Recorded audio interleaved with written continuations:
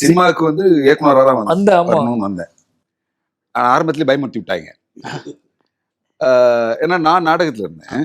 நாடகத்தில் பல வருஷம் இருந்துட்டு ஒரு 18 வருஷம் இருந்துட்டு வந்தேன்.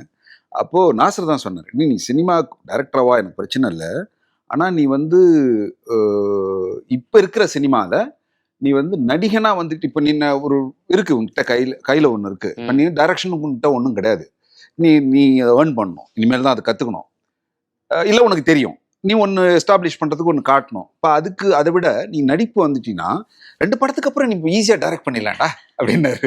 இப்படிதான் சொன்னார். அப்படியா, அது ஈஸிடா, அப்படிதான்டா எல்லாரும் பண்ணுறாங்க அப்படின்னாரு. சரி அப்படின்ட்டு அப்படி விட்டா திடீர்னு நடிக்கிறதுக்கான வாய்ப்புகள் வந்து நடிக்க ஆரம்பித்தேன். என்ன ஆச்சுன்னா, நடிக்க ஆரம்பிச்சதுக்கு அப்புறம் இந்த டைரக்டர்ஸ் படுற பாட பார்த்து பயம் வந்துருச்சு. ஐயோ இது இவ்வளவு பெரிய வேலை. நமக்கு ஒரு சினிமானா என்னன்னு தெரியும், அப்போதுலேருந்து பார்த்துட்டு இருக்கோம், உலக சினிமா எல்லாம் தெரிஞ்சாலும் கூட அதை அதை வாங்குறது ஒன்று இருக்குல்ல, அந்த ஒரு பெயினை, அந்த ஒரு பேர்டனை, அந்த ஒரு ஹெவினஸை வாங்குறது இருக்குல்ல, அதை நான் இன்னும் மென்டலியாக ரெடியாக இல்லை. எனக்கும் ஆசை இருக்குது, நானும் டைரக்ட் பண்ணணும்னு ஆசை இருக்குது, கதைகள் யோசிச்சுட்டே இருக்கேன், எல்லாம் நடக்குது. ஆனாலும் அந்த தைரியம் வரமாட்டேங்குது, காலை வைக்கிறதுக்கு ஒரு பயம் இருந்துக்கிட்டே இருக்குது.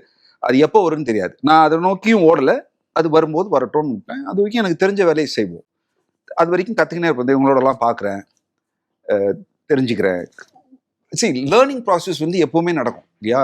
அது நீ நடிக்கிறதா இருந்தாலும் சரி, டைரக்ட் பண்ணும்போதும் சரி, ஒரு விஷயத்த நம்ம வந்து இவங்க எப்படி கன்சீவ் பண்ணுறாங்க அப்படின்னு பார்ப்போம். சில நேரங்களில் நம்ம ரொம்ப டீப்பாக போகும்போது இன்னும் பயம் ஜாஸ்தி ஆகிடுது.